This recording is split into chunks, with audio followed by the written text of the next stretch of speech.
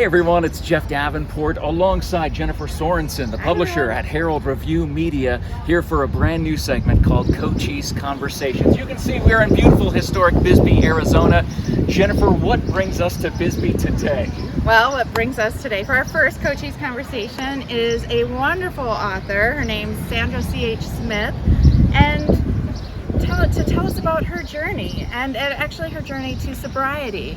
So it's an extremely interesting story, a very adventurous woman from the time she was a little girl all the way to what brought her here today in Bisbee as a business owner in Bisbee.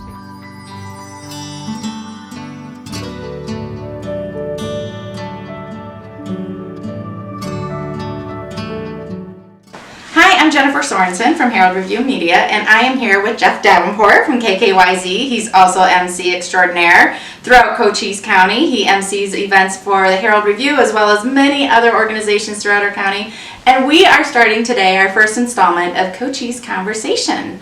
And we are here with Sandra C.H. Smith, the author of Out of the Fog. And we have her featured in the most recent W magazine that comes out this week in April of 2022.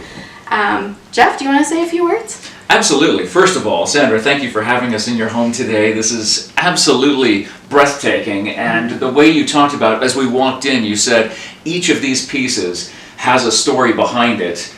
My gosh, this is a museum of a house. You could literally spend days, if not weeks or months, inside here looking around at every single piece that you have. What instilled in you, what I'm seeing as I look around your house, I'm seeing the arts and education, because there's a lot of literature and books in here as well. What was it that caught your attention as a young lady with the arts and education? What was it about your upbringing that really caused something like this to take fruition, to have a museum basically in your home? Wow, well, yeah, I call this my museum of memories. But when I have a twin brother, and my father emigrated from Germany just before Hitler. He escaped from there. And my mother came to America when she was 17. She came alone from Scotland because she always wanted to see what America was like.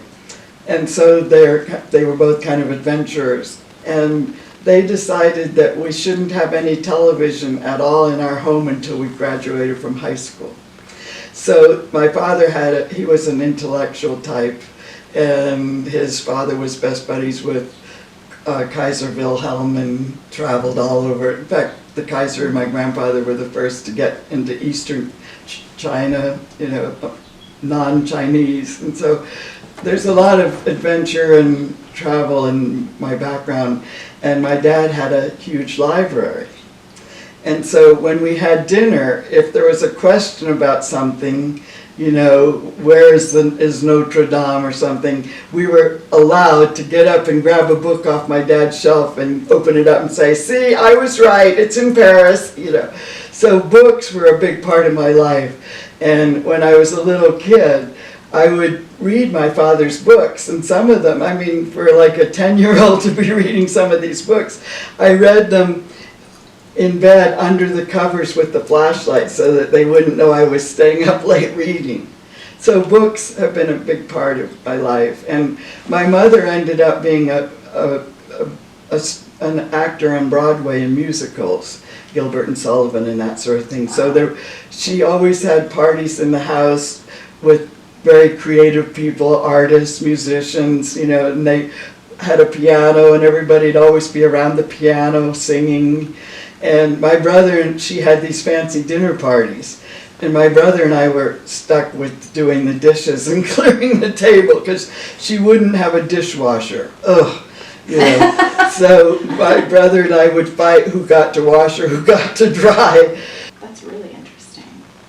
So tell us a little bit about the adventure in your life.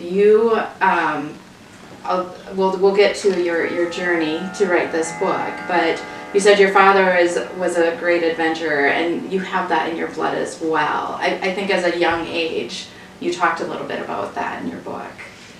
Right. Well, my mother had problems with her ears, and the doctor said either Florida or California. And Mother heard that they had big bugs in Florida, so she didn't want to leave New York for that. But so my dad hitchhiked. This is like in the 30s. He hitchhiked across America on trains. You know, when the thing was open, he'd be in there, or he hitchhiked with trucks all the way across to California to find a job. And my mother at that time was she was like an executive chef to a Jewish family in New York on Park Avenue, so she even learned how to cook kosher. She was a fabulous cook. So she stayed there, and Daddy went hitchhiking. He ended up in Northern California at a logging camp as a logger. And this is amazing because if you met my father, he's a very intellectual type, you know, he speaks lots of languages, and to be a logger. But at night he was bored, and he'd go in the office, and the man that was running that logging camp, he was terrible at the books. So my father was brilliant at that. So he would do the bookkeeping at night. Well, the owner came from Palo Alto one day to, you know, inspect this logging camp. And he took one look at the books and said, "Who's doing these? I know you can't do them."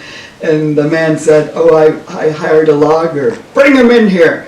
And my father thought he was going to be fired for some reason. And the man said, "Did you do these?" And my father said, "Yes." And the man said, "Pack your things. You're coming back, and you're going to be head of my operations in Palo Alto and all my logging camps." It's in my blood, DNA. Completely, and that's incredible that your father had that many adventures, and to hitchhike across the United States to find a new place, a new home, and then what luck to fall into such a wonderful position to raise his family, and then you went off to college as well, and that brought other adventure into your life. But in high school, I used to ride my bicycle around before I could drive a car, and I rode my bicycle exploring places, and I found this little Perry Lane behind the Stanford golf course. And there were little cottages built in the 20s that were from San Franciscans come down for summers or holidays or whatever. And a fellow was sitting on a porch writing something, and I just waved at him, and he said, "Come on over." Well, that was my introduction to all the beat poets and writers, because that was Ken Kesey. And the mailman just arrived while I was sitting on his porch and gave him an envelope, and it was his first $50 check for a story for Atlantic Monthly magazine. So he and his wife, Faye, each of these little houses had a poet or a musician. And one guy won the Pulitzer Prize that year when I was hanging out with them all. And Ken and Faye wanted to have kids, but it wasn't working. So I think they kind of adopted me as their kid, you know. And I was brought up with the trust system, and that's part of why I'm so adventurous, because if I said I was going to do something, ride my bicycle to the store and get the nickels for the bottles from the grocery store and come back with the right amount and at the right time and everything, then I could ride my bike farther when I was little. So as long as I did things that I said I would do, and it allowed me to do bigger and better things. Like in high school, I drove to Monterey to the Monterey Jazz Festival and hung out with all those musicians. And nobody in high school was ever allowed to do something like that and stay in a motel by myself, you know, but I had proof, you know, and it's a wonderful way to bring up kids, that trust system. So I started feeling guilty because I was going up with Ken Kesey and a few of the others to North Beach, and I became buddies with Ferlinghetti and all of those, Allen Ginsberg, and I wasn't telling my dad and mother where I was going Friday nights, you know, and I'd come home at the deadline, but I was afraid to tell them. And I realized this is not right, because this is not how I was brought up. So I said to Ken and the other guy, Victor Lovell, who was next door, he became a world famous psychiatrist. I said, will you guys come over and talk to my father? Because my father's an intellectual and you guys are too. They were all grad students at Stanford.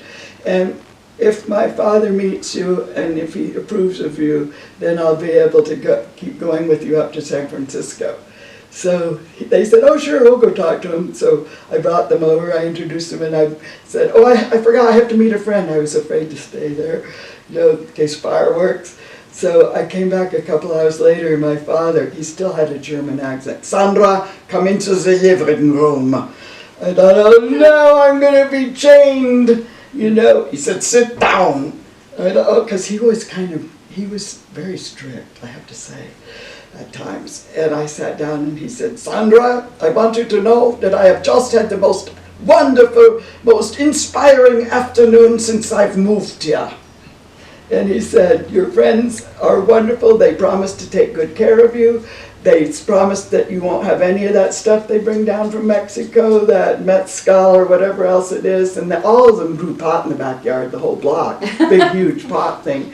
You won't have, he said, but I've told them you're allowed to drink their nutmeg tea. Because they've had that going all the time. It's supposed to do something for you, I don't know. So it was wonderful.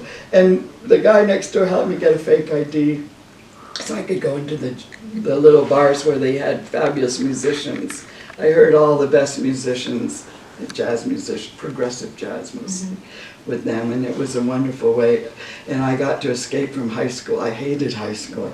So I picked the University of Oregon, which was a mistake, because it rained all the time. And so I was out on the lake water skiing in thunder and lightning storms, daring the universe to stop that rain. But then I was dating the head guy on the football team, and Of course you were. I know, right? Of course you were. Name drops and dating the head guy. Yeah, on the he football team. he became the Washington team.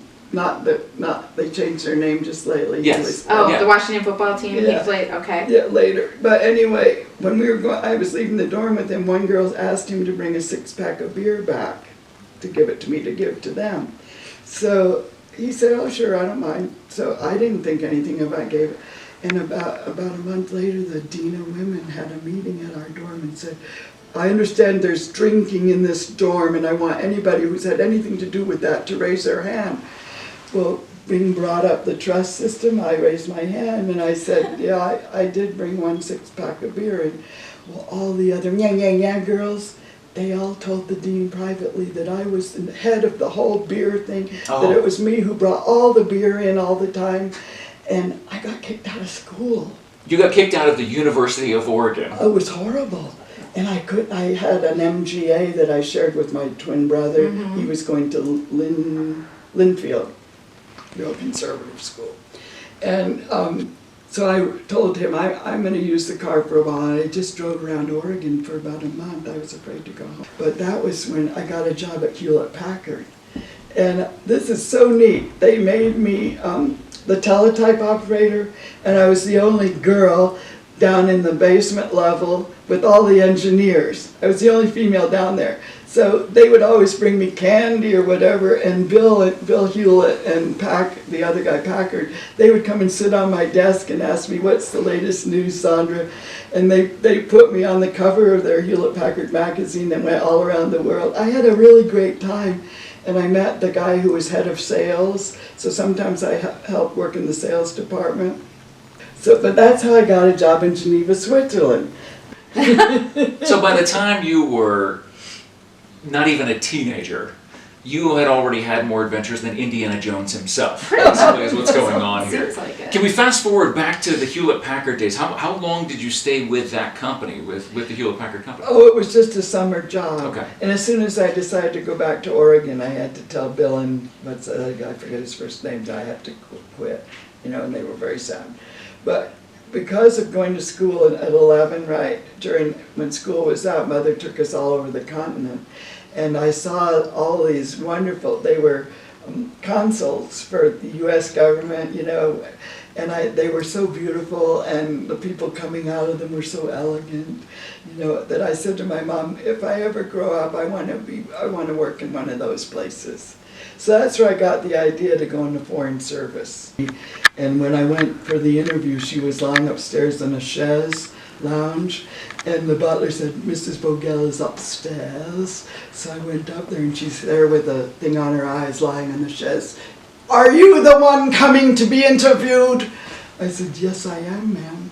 And she asked me a few questions. You're hired.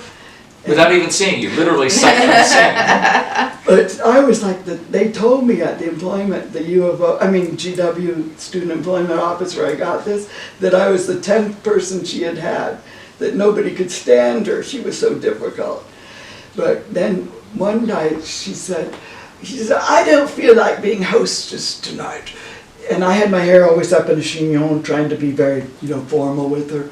And she said, if you promise to wear your hair down tomorrow, you can play hostess. But her house was immense. The living room had a huge, all kinds of man-eating plants at that end and man-eating plants at this end. And she had a big ballroom upstairs.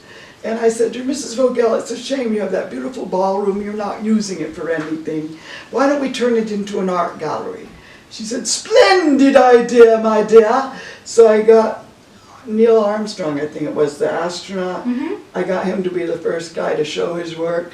It was so boring, it was all gray and white. But, we got thousands of people to come because, after all, it was Mrs. Vogel who was sponsoring this. That's incredible luck. But you know what? All this stuff, this all goes to show that this is why I wrote my book, that I wish that people, males and females, they would have a dream, have a passion, think of something they really love to do, and just go for it. And it calls for hard work. You have to have your nose to the grindstone. You have to do stuff sometimes you don't really like doing because it's so hard, but you have to do it. And that's been my whole life.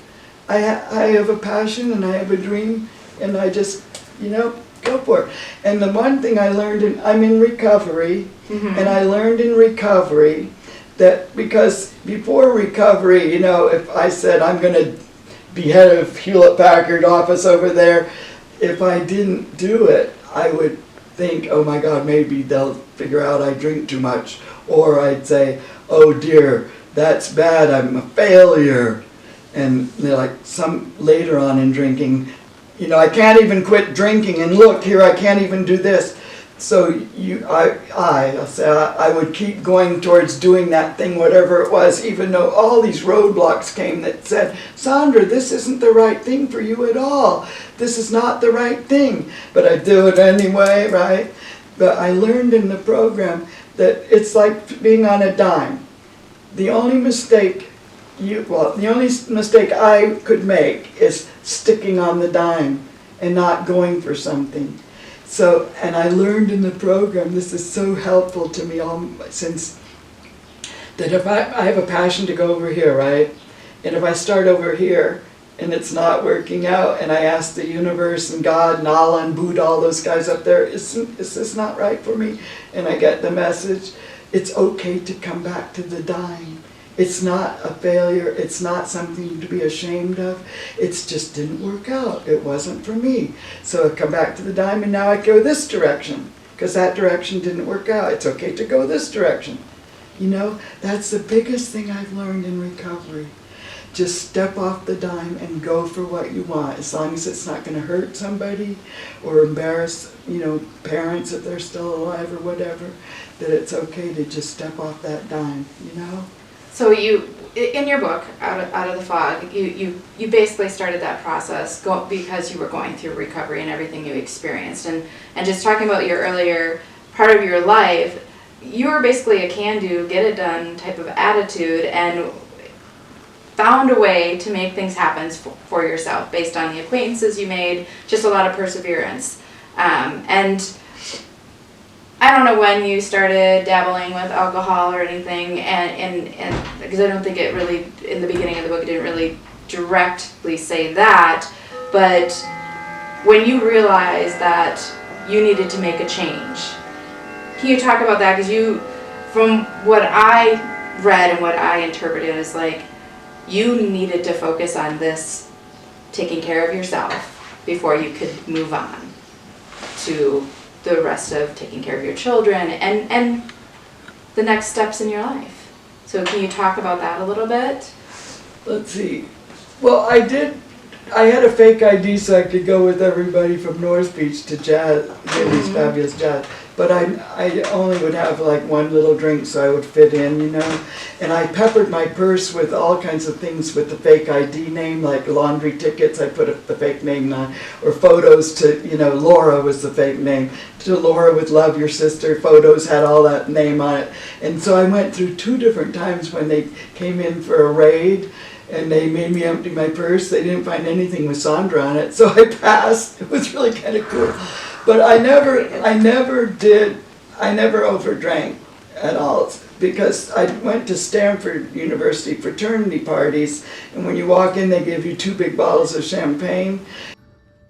Before I got into recovery, I was considered what they call a functional drunk. Which means, like, I became a journalist and editor of a newspaper in Philadelphia. Right. Yeah. Right. And head of all kinds of, you know, the hospital this, the library that, started all these boards. But I was a functional drunk. I never drank. I never went to a bar, except with those guys from North Beach. I never went to a bar because only alcoholics go to bars. And my mother's sister had been married to an alcoholic, so the word alcoholic Initially, is a nasty word. my brother passed away 2 years from alcoholism. He was the oldest in my family. And you talked about those buttons. And I feel buttons can really trigger things. And I know that happened a lot with my brother. And I have a couple other functioning alcoholics in my family. And you know, it's your choice how you want to take that path. You chose a path to change things for yourself. Can you talk a little bit about that and how you kept yourself focused, how you didn't fall and falter, I mean, and how close you got to temptation? Well, the way I ended up in recovery is, do you want to know about that? Or? A little bit, yeah. I mean, because this book is an inspiration to people, and it doesn't have to do with addiction at all. It's an inspiration in it could be a bad relationship. It could be you're in a bad career. Everyone's fog is different. Yeah. So coming out of the fog, using that as a metaphor, which it was actually what you are doing when you're sailing, coming through fog or on a boat, but everyone's journey that goes through the fog could be different for every single person, but they know what it's like to come out of it. Right. I think a big thing is a big problem a lot of us have is fear. We live our life based on fear instead of living our life based on success. We're afraid of things. And so that's what I learned growing up, not to be afraid, to just face whatever it is and accept the circumstances. And if let's say I got stuck in that dungeon, they walked off and left me and I had no way of getting out up there to get out. Well, that would have been the circumstances, and I would have tried my best way to get out if I could. And I guess that's how I live my life. I don't want to live my life on fear. Because fear, you know, in our program, this is a swear word, but fear, F-E-A-R, the F word, everything and run. Mm-hmm. So that I learned in the program, I'm not going to F everything and run. I'm going to stay here and face this and learn from this. And so I got into the program because what happened is we got hit head on. The state trooper said that guy was over 100 miles an hour when he hit us. And the engine, it was lucky I had inherited my dad's car, and it was a big Mercury Marquis Brougham. And the state trooper said, thank goodness you were in a Sherman tank. That's what saved your life, because the engine was all over me. I was a passenger. My husband just got a little scratch. But I ended up, and he wouldn't let me go to a good doctor. He had this tennis playing chiropractor trying to treat me and giving me prescription drugs this size, and I'd go back and it wasn't helping. Then next they're this size, take 10 of them instead of 5, you know, wasn't helping. And so I got the courage up to go downtown Philadelphia. I had an appointment with a brain surgeon because I thought I was going crazy. I couldn't remember anything. Mm-hmm. People would see me on the street. Why didn't you bring the casserole yesterday you promised? And I think, what casserole? Or something. You said you'd call me and give me that information. What information? I started staying in the house. It was too scary because I didn't know what was wrong with me, and he wasn't letting me see a doctor. So I went and saw a brain surgeon, and I told him I was hit head on over 100 miles an hour, and he did all these tests. He said, I want you to come back. He said, in 5 days, I'll have all the results for you. And it was lucky. See, that was the universe also. The universe steered me to a very loving brain surgeon. And he was sort of like the father you'd always want, arm around you, don't worry, it's all right. And I went back to him and he said, Sandra, sit down. He said, you don't have to worry. You have retrograde amnesia. And this can take up to a year to pass. We just don't know at this point how long it takes, but you need to be calm and peaceful. I think using the term regular person doesn't give you enough credit for this life that you've lived. Now, I do want to talk about, before we run out of time, Yeah, I know. I want to talk about the experience of you being on that boat for as long as you were by yourself, right? Well, sometimes my teenage daughter came with me when Okay. it was school break. Yeah. She'd come like for Christmas break or spring break sometimes. And you'd meet her at some port, and then she would jump on the boat, and you guys would sail off together. Yeah. How long did that sailing journey last? The whole thing from day I bought it to day I sold it, 7 years. But that was part of the, up there. My mom got paralyzed from the waist down at 82. She took my kids to the same school in Scotland 25 years later, right? And she kept falling evidently. In Philadelphia, she stopped to drop off the kids and go back to California. So I had her see a surgeon. They operated on her back and paralyzed her from the waist down. It was awful. She was in ICU for a year. But anyway, I felt sort of guilty about it. And so I'd ride my bicycle every day to the hospital to see her, and I felt it got so bad that I couldn't even urinate anymore. My whole system got blocked. I was so upset. So they put me in the same hospital. But anyway, I promised my mother that no matter what, I would get her back to her house in California, because she was in one of those rocking beds so you don't get bud sores or something. That's what, yeah. And she was petite and everything. She put her little face, can I please go home to my wee house in California? So I promised her I'd do whatever I could. And I did. I finally, a year in the hospital, months and months in the physical therapy rehab, and I got her on the plane, I got her home. And she had a big house there. She was a widow, and she said, don't move here on my account.